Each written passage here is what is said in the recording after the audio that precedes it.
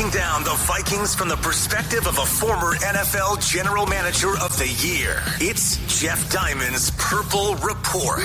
Presented by your select Minnesota Buick GMC dealers. Welcome to Jeff Diamond's Purple Report, brought to you every Monday and Thursday during the Vikings season. I'm sorry, Jeff. Do you know I do that every week? I'm so sorry about that, Jeff. Okay. My apologies. We'll just start over. Just give me a second. General Manager of the Year. It's Jeff Diamond's Purple Report. Presented by your select Minnesota Buick GMC dealers. Okay. Stand by. And here we go. Take two. Here we go. Okay. Yep. Breaking down the Vikings from the perspective of a former NFL General Manager of the Year. It's Jeff Diamond's Purple Report. Presented by your select Minnesota Buick GMC dealers. Welcome to Jeff Diamond's Purple Report, brought to you every Monday and Thursday during the Vikings season by your select Minnesota Buick GMC dealers and the 2025 GMC Sierra 1500 on 1500 ESPN, available 24/7 on YouTube via link from the Score North website. I'm Jeff Diamond, former Vikings GM, former Tennessee Titans president. Our producer is Robbie Rosenhaus. It does a great job getting us on the air, all of our clips and audio and interviews. And Robbie, the Vikings, on a 2-game winning streak for the first time this season, have improved to 6-8 after the big win in Dallas on Sunday night, feeling a little bit better, even if they're out of the playoffs, trying to get some late season momentum behind young quarterback J.J. McCarthy, who's played really well the last 2 weeks, as we know. And the Vikings head now to the Meadowlands to face the New York Giants, who are 2-12 on an 8-game losing streak. But this Giant team is a little better than their record indicates, I think, from a lot of close games they've played this year. Some big wins they've had over good teams, including the Chargers early in the season, now 10-4 Chargers. The Eagles, they knocked off on a Thursday night, beat them by 17 points. And that was when Cam Scatabo was the big story in New York. The rookie running back had 3 touchdowns that night. Jackson Dart, in his first start, beat the Chargers, beat the Eagles a couple weeks later. Then kind of things went a little haywire for the G-men and lost several games in a row. But they had some very good stretches, especially when Dart was in the lineup. He's 2-7 as the starter, but the guy has played pretty well in his rookie season. Talking about a player, 13 touchdowns, only 4 interceptions, 92.7 rating, ranked 15th in the league. Now that compares with J.J. McCarthy, who ranks 33rd in the league with a 72.1 rating. But, and here's the good but for the Vikings and their fan base, the last 2 games for McCarthy, 31 of 47, 66% completion percentage, compared to earlier in the season, barely over 50%. He's thrown 5 touchdown passes, only 1 interception in the wins over Washington and Dallas. His average passer rating 118.6 over the last 2 weeks, which would put him very close to the top of the heap in the NFL. So we're talking about a young quarterback who's coming on, and really it's the battle of 2 young quarterbacks, J.J. McCarthy and Jackson Dart, in this game coming up on Sunday in the Meadowlands. And Robbie, I don't know how you're seeing it. I know these are some of your old stomping grounds, but I think it's going to be a tougher game than people think. And there was also a 3-game stretch for the Giants where they played the NFC North teams very tough, an overtime loss in Detroit. They lost to the Bears in Chicago by only 4. They lost to the Packers by 7. This is a team that's played a lot of teams tough, but they come off a pretty bad loss at home against Washington last week. Yeah, no doubt about it. And you're right. They have an interim coach here, but the quarterback's got a lot of guile and showed it against one of the elite teams in the league, as they're showing in the Broncos when they took that huge lead in Denver earlier this year, allowed Denver to come back, took the lead again, and then had Bo Nix come down the field and beat them. The Giants are not to be taken lightly. A lot of interesting history for this franchise on those grounds, obviously moving into MetLife Stadium. But before that, in Giant Stadium, the site of 41 Donut, but then also some weird Viking wins this century. You want to go back to 41-14. I was in the building for when Eli Manning threw 3 pick sixes in the game. I remember being at a Vikings-Giants game, Jeff, when they were the only team in NFL history to return a punt, kick, and interception for a touchdown in the same game. And that was back in 2006. And the Vikings beat the Giants by a score of 24-21 with only 150 yards with Brad Johnson at the offensive helm. Hopefully they'll be able to put more than 150 yards this week against the Giants, because that defense and the back end does not have a lot of playmakers. So I expect JJ to have a pretty big game. Yeah, I do think he is capable of doing that. The Giants secondary is suspect, but I think the key is really going to be to run the ball against this Giants defense that has been more susceptible, 31st ranked against the rush. And they've got some really good pass rushers. Brian Burns, second in the league with 13 sacks. They've got some very dangerous players. Abdul Carter has come on a couple sacks the last 2 weeks after a very slow start to his career as the number 3 overall pick. So running the ball is really going to be key. And also, when you go to the Meadowlands, as you know, and as the Vikings know, one of the windiest stadiums in the NFL. And I remember a lot of cold December days at the Meadowlands. I remember a playoff game there. I remember a couple big comebacks. One game, it was about 15 below wind chill. It can be really cold. I was going to ask you about 1997. Were you the GM in 97 when the Vikings went there and won, when I believe it was an onside kick right at the end of the game that was fumbled by Chris Callaway of the Giants? And I think it was Eddie Murray from like 38. Was it Eddie Murray was the kicker from I think that's right. From 38 yards, just snuck in the left upright, and the Vikings walked out of there. I think the Giants had won 13 games that year, and they were a big disappointment. The Vikings walked out of there with a victory in 97, right, Jeff? Yeah. You were the GM back then. I was indeed, and Chris Walsh had the big onside kick recovery that day, and it was a huge with the gloves. It was a huge win for us, because the knock on Denny Green in those years in the 90s was we hadn't won in the playoffs, and that was a huge win in Giants Stadium. So as we said, there's always going to be excitement. I think it's going to be a closer game than people think, and the Vikings head to the Meadowlands. Let's go through some of our audio highlights from as we kind of look ahead to this game and get a little closer look at the Giants too. And going back to last week, Giants fall to the Commanders at the Meadowlands, and here was a 63-yard punt return by Jalen Lane, and that could bode well perhaps for Miles Price this week. The flag across midfield. Lane still going inside the 20 into the end zone for a touchdown. But remember, there is a flag, so we'll check with the referee, Bill Benovich. And here's another audio from that Week 7 game that you mentioned, Robbie, the 33-32 Denver win over the Giants in Denver, and here was one of the big plays in that game.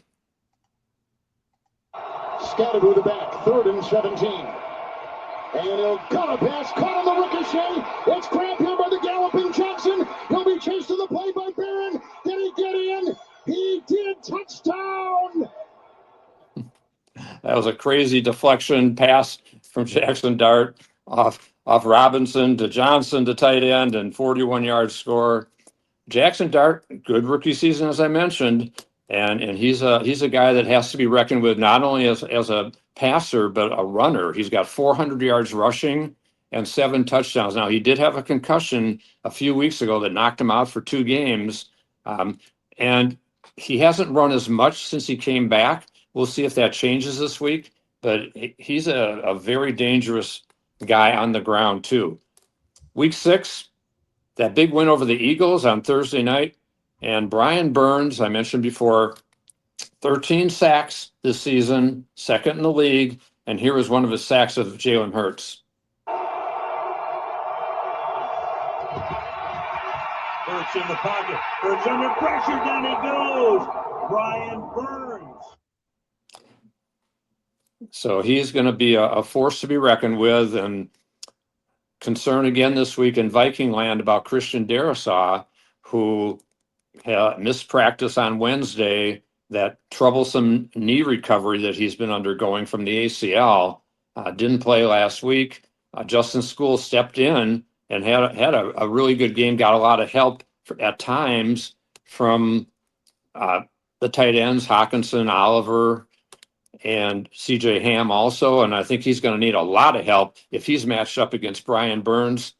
Don't put him in single on Brian Burns. That would be a huge mistake. And I'm sure the Vikings coaches are going to be very wary of that. And even if Darrisaw is going, I think he's going to need some help against Burns, because Darrisaw obviously is not at 100%. We know that. So going back to last week, the Vikings with that big win over the Cowboys in Dallas. And this was a play that Kevin O'Connell and JJ McCarthy both mentioned as perhaps his best throw of the night. He had a lot of good throws in this game to Naylor, but this was a seam route to TJ Hawkinson for 29 yards. And that's a play they'd like to repeat. We're over there without Christian Darrisaw, the left tackle. Justin School has held up well so far. As McCarthy throws it to Hawkinson. On time and on target. Out to the 45-yard line. So as we said, it's going to be the battle of young rising QBs. I think both these guys have great futures in the league. And as they gain more experience, maybe one of these guys is the next Drake May, who struggled in his first year in New England. And all of a sudden, second year, boom, he took off. And as we said, you look at that Giants team and the Vikings, injuries have been a big part of what's happened to both teams this year. Malik Neighbors, the Giants' #1 receiver, was hurt very early in the season and has been out. I think that was an ACL. He's a dynamic player. And you look at all the injuries the Vikings have had this season on the offensive line, and even this week, Jonathan Grenard, they're one of their top defenders, certainly a Pro Bowl player, goes on injured reserve with a shoulder. He's going to have shoulder surgery. And Josh Metellus also had the shoulder surgery and injured reserve. Obviously, Grenard is a much bigger loss than Metellus. And I think from the Vikings standpoint, Josh Metellus, he's a good player. He makes a lot of plays in run defense, but I think he can be a liability in pass coverage at times. And we'll see what Jay Ward can do stepping in for him. Theo Jackson may have some snaps too in that role at safety. But Jay Ward is a guy that they want to get a better look at and kind of try to make decisions down the road. As I said, Metellus, for $12 million a year, I don't really see it on him. But we'll just see how things play out for Jay Ward this week. It seems like, Jeff, that going into this year's draft, if you look at the pending eventual retirement and induction into the Vikings Ring of Honor for number 22, he's going to be departing. And Josh Metellus had an ineffective season. I think they're going to be looking for help on the back end early and often in this draft. And with some of the big time players that are going to come out, I think first round. I know we have a lot of time to get to that, but I really think that that's the problem area for the Vikings if you look at some of their losses this year. Do you agree? Yeah, I think that's true. I think certainly you look back at that Eagles game, for example, they just couldn't defend against Devontae Smith and A.J. Brown in that game. And some of the other losses early in the year and that have come back to haunt them, obviously down the stretch here. We're going to hear from Kevin O'Connell. He'll talk about the Giants defense and some of their top players. We'll hear from JJ McCarthy, Brian Flores, and also Jackson Dart. First, we're going to talk about our great sponsor, the Select Minnesota Buick GMC dealers. GMC trucks weren't built overnight. Like every American achievement, they are a result of dedication, a dedication to mastering the art of design and the science of engineering, to building upon prior knowledge year after year, decade after decade. GMC, over 100 years dedicated to the art of engineering and the ambition to always move this country forward. We are professional grade, well-qualified buyers get 0% APR on 2026 GMC Sierra 1500 crew cab models with a 5.3-liter engine with an average finance savings of $4,692. See your Select Minnesota GMC dealers only on 5.3-liter V8 engine for purchase allowance, Length of contract limited, must finance with GM Financial. Some customers will not qualify. Savings based on bank rate of 5.64%. Not available with lease and some other offers. Take new retail delivered by 1/2/26. Kevin O'Connell got the Vikings playing hard to their credit. Eliminated before the game last week, but they still put out a really great effort in Dallas, following up an excellent game against Washington. They've improved to a more respectable 6-8. Unfortunately, eliminated from the playoffs this year, but trying to build some momentum for next year. And he talked yesterday on facing the Giants defense and some of their top players. Yeah, well, first and foremost, I think Brian Burns, if Myles Garrett wasn't sacking everybody, I think, the whole league would probably be talking about Brian Burns a little bit more. You're just such an elite athlete, explosive, has really developed his total repertoire of pass rush moves. He's physical on the early down, so that's obviously a starting point.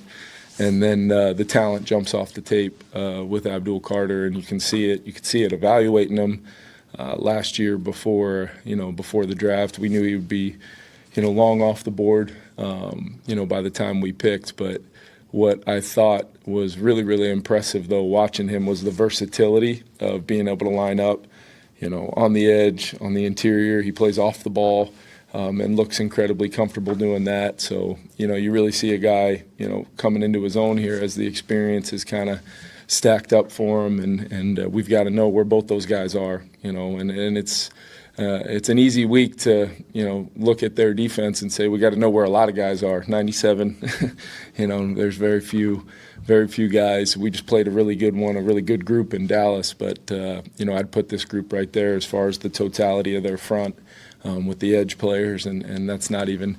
It's possible they get Thibodeau back as well. So. They've got a very deep group, athletic, explosive, twitchy, and then they've got the power and the size inside to really disrupt a lot of things offenses do. Dealing with that big front and those tough players on defense is going to be a big challenge. Dexter Lawrence is a guy at nose tackle, 3-time Pro Bowler for the Giants. He's given the Vikings fits in the past. I think back to that 2022 playoff game where he dominated Garrett Bradbury and probably was part of the impetus to let Bradbury go and go out and get Ryan Kelly, a little bigger, more stout guy.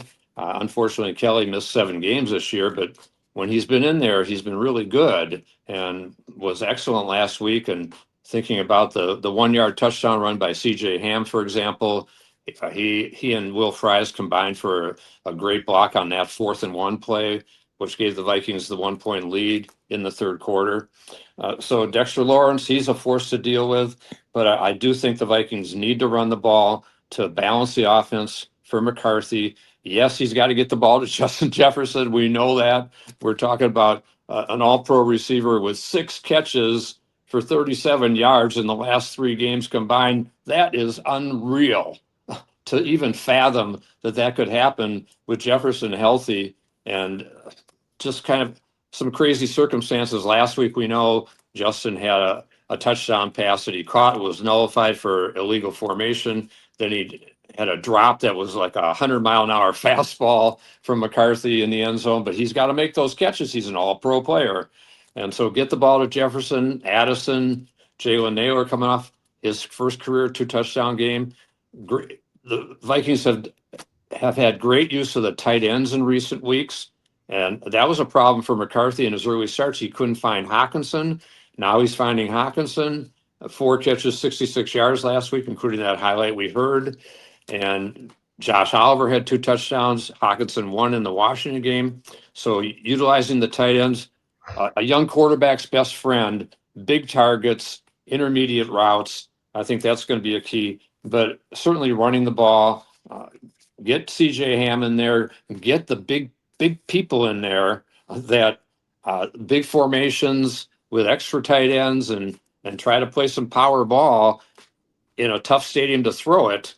And we'll see how that works out. And J.J. McCarthy talked about using those bigger personnel groups with the extra tight ends and C.J. Ham and on the game slowing down for him as the season's gone on. I feel like the guys in those groupings. You know, they're very talented. They can do so many different things. So being able to be as versatile as possible as an offense with different groupings and stuff like that, it just adds another layer when you could have those big people that could also catch the ball, get open, and make plays with the ball in their hands. In terms of the speed of the game right now, like, do you feel like it is slower for you than it was in week 1 in Chicago? Yes, sir. Dramatically. Obviously, the more reps you see the live bullets, but like I talked about, the overall understanding of the offense, it slows everything down tremendously because you're not using that extra thinking of, you know, the ball's snapped, I have it in my hands, is he running that route? So it eliminates those split-second kind of miscues in processing. That's helped tremendously throughout the year. So you think about some other keys of the game, and defensively, stopping the run is important. The Giants run the ball pretty well, number 10 in the league. And Tyrone Tracy has stepped in for Scatabo. He's got 504 rushing yards. And as I mentioned before, Dart is a dangerous rusher. If he runs after coming off that concussion, he hasn't run as much. We'll see what happens with that this week. Certainly winning the turnover battle. The Vikings, that's a key. They lost the turnover battle last week and still won the game, which is pretty rare in recent years for the Vikings. And so they face a team in the Giants that also, the Vikings still have that minus 13 turnover ratio, even though they had the +3 against Washington, -1 last week. The Giants are -6, so they're not any great shakes there either. Only 9 takeaways, which is the third fewest in the league. And the Vikings come in still with the most giveaways at 27, but only 1 in the last 2 games. So turnover battle, always a key. Special teams is going to be a key. I think Will Reichard, we've been talking about him as having a Pro Bowl caliber season. He's kicked in some tough circumstances, going back to Lambeau Field, made a record kick in Lambeau Field, 59 yards. So maybe he's a guy that can handle that wind at the Meadowlands. Koo, the Giants kicker, didn't last week. He missed 2 kicks, both from 50 plus, but still everybody's making 50 plus field goals this year. So I think there's a good opportunity for the Vikings to win the special teams battle, but they've got to cover kickoffs better than they did last week, certainly. And limiting the penalties is always going to be a key. Brian Flores, he talked this week about the Vikings' strong red zone defense that was really enforced in the Dallas game, stopped them a couple times in the red zone, held them to field goals, and forced 4 field goals made by Brandon Aubrey and 2 missed in that game. So the defense was able to stiffen when they needed to. That, you know, I think that's, you know, I tell our guys all the time, you know, games in the National Football League oftentimes boil down to third down, red zone in 2 minutes. And so, you know, every game pretty much boils down to that, you know, and if, you know, you're getting off the field on those possession downs, third down, fourth down, holding teams to 3 instead of 7, you kind of keep yourself in the game. And, you know, that was kind of a point of emphasis and, you know, something we work on. It's always a point of emphasis, but something we certainly work on and talk about. And I think our guys are executing in those areas at a pretty high level. So Brian Flores will send his defense out there. He'll be missing Jonathan Grenard and Josh Metellus. As we mentioned, Dallas Turner going to, again, take on a big role. The 2024 first-round pick has had a good second season, and they're going to need him to play very well opposite Andrew Van Ginkel in this game and get pressure on Jackson Dart. And also Dallas Turner's got to stop the run, got to set the edge. He's had some problems from various times this year in doing that, and has been better lately. So we'll see how that one plays out too. And certainly the defensive tackles have to play well, along with the linebackers. Blake Cashman, Eric Wilson, both having great seasons, and Wilson and Cashman probably take turns spying on Dart if he is running indeed. Maybe he's not going to be that running quarterback. We'll see because of his concussion situation. We'll see how that turns out. Let's hear again from our great sponsor, the Select Minnesota Buick GMC dealers. Experience design you feel in every detail, and technology as innovative as it is effortless with Buick. These are luxuries you don't have to wait for. This is Buick now. Buick, exceptional by design. Well-qualified buyers get 0.9% APR financing on 2025 Buick models. Plus, current eligible non-GM owners and lessees get $3,000 purchase allowance on Encore GX, $1,000 purchase allowance on Envision, $250 purchase allowance on Envista, and $500 purchase allowance on Enclave. Must be a current owner of a 2011 model year or newer non-GM vehicle, or a current lessee of a 2020 model year or newer non-GM vehicle for at least 30 days prior to new vehicle sale. Length of contract limited. Some customers will not qualify. Not available with lease and some other offers. Take new retail delivery by 1/2/26. So Jackson Dart, we've talked about him often in the show today. First round quarterback, took over in week 4 for Russell Wilson when the Giants were 0-3. Had a couple good wins early in his starting tenure this year, and he talked this week about facing the Vikings defense and wanting to win these last 3 games for the Giants. Chaos, just trying to disguise different looks and bring a whole bunch of different pressures, but they're organized in the back end too, so they do it soundly. How do you keep your spirit up? Do you also try to do that for your teammates, just to keep the energy going and the positivity? Yeah, I just want to win bad. I mean, that's just really what it comes down to. We're all eager, like we just want that feeling again. So, we're looking for it. We're trying to find answers, and the biggest thing is just, like you said, try to keep the spirits up and encourage everybody in the locker room. And we still got 3 weeks left, so it'll be really big for us to try to stack on this as a team. You only have so many opportunities with the guys in that locker room, so you definitely want to take advantage of it. Brian O'Neill's another concern for the Vikings in this game. He missed practice this week with a heel problem, and so we'll see how he comes through. If he can't play, Blake Brand will have to step in again. Vikings offensive line, they've had trouble this year with the injuries and kind of hitting them again this week. We'll see if the duo at offensive tackle can go, Darrisaw and O'Neill.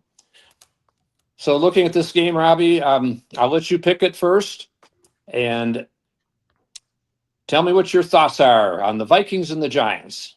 Well, I came into this week thinking it was a toss-up, but the more I thought about it as the week went on, the more I think the Vikings are going to win this game. I just see too many questions for the Giants on the defensive side of the ball. Even though they have that pass rush, they weren't able to get home late in these games when they needed it the most, and that's why they only have a couple of wins on the season. I think despite the Vikings' injuries, their offense is playing at a much higher clip than it was a month ago, and the defense has played pretty steady football all year long, barring a couple of collapses against the Eagles and the Bears on special teams. But I just think that they're the more complete team now. You see Vegas kind of inch the spread up near 3, and I think the Vikings are going to win this game 27-20. So I think it's going to be a little higher scoring than perhaps some people think, but I'm going to put them on top by a touchdown, 27-20. What say you, Jeff Diamond? Okay, did you read my notes or something? Uh-oh, no way. I've got the exact same score. I've got the Vikings 27-20. I think the Vikings are the better team. I think the Giants are looking for a new coach, and there's going to be more upheaval in New York. Mike Kafka is the interim coach after Brian Daboll was fired earlier this season, and Kafka hasn't gotten it going. He's 0-4 during his interim stretch. I just think that the Vikings have more mojo going right now. The coaches have got this team playing hard, and the Giants are coming off a couple kind of lackluster losses to New England and to Washington, where they just haven't played as well. They've got some talented players in this team, but I think it's more about next year for the New York Giants at this stage. And I like the Vikings this game, but as I said, I don't think it's going to be easy. And so we're right in sync on that one. We'll see if we're right. I actually picked Washington and Dallas the last 2 weeks, so I'm a little skittish about picking the Vikings this week, but we'll see how it turns out. Looking around the league, certainly there are some marquee matchups. Unfortunately, this game is not one of them, but we know Rams and Seahawks on Thursday night. That's a huge game, NFC West. Packers are at the Bears on Saturday night, and I'm feeling a little skittish about the Packers, who I thought, along with the Rams, were the two best teams in the NFC until Micah Parsons got hurt. And that ACL injury, I think, has changed everything for them, just like Patrick Mahomes. ACL has changed everything for the Chiefs, who already are eliminated for the first time in 11 years. So I kind of like the Bears. It could go either way. Jordan Love made a couple bad interceptions late in that Denver game. I do like Chicago slightly in this game, close game. Tampa Bay and Carolina in the lousy NFC South battle for first place. Jacksonville at Denver, kind of an interesting game. 10-4 Jaguars at the 12-2 Broncos, and both teams trying to close out division titles with the Chargers on their heels and Houston coming on strong, 6 straight wins in the AFC South. And Pittsburgh's at Detroit. It could be the Lions' kind of last stand at 8-6. It looks like they're facing a very uphill climb to make the playoffs. Who'd have thunk it a year ago that both the Vikings and Lions may end up out of the playoffs? But Detroit, I think, will find a way to beat Pittsburgh in that game, and so we'll see how it all shakes out. Indianapolis hosts Phillip Rivers will host the 49ers, but I like the 49ers. They're a sneaky good 10-4 team, and we'll see how that shakes out. New England and Baltimore on Sunday night, another big game. So we will be back on Monday to break down Vikings and Giants and start to preview Packer week. Actually, it's Lions week. It'll be Christmas week, and the Lions on Christmas Day. Then we'll get to Packer week. Right. So we got the Lions next week. We're gonna move our Thursday show up to Tuesday next week, and we've got certainly the Vikings and the Lions. We'll talk about that rematch after the Vikings won in Detroit. We'll talk about that on Monday, as well as breaking down this Vikings Giants game. This has been Jeff Diamond's Purple Report, brought to you every Monday and Thursday during the Vikings season by your select Minnesota Buick GMC dealers in the 2025 GMC Sierra 1500 on 1500 ESPN, available 24/7 on YouTube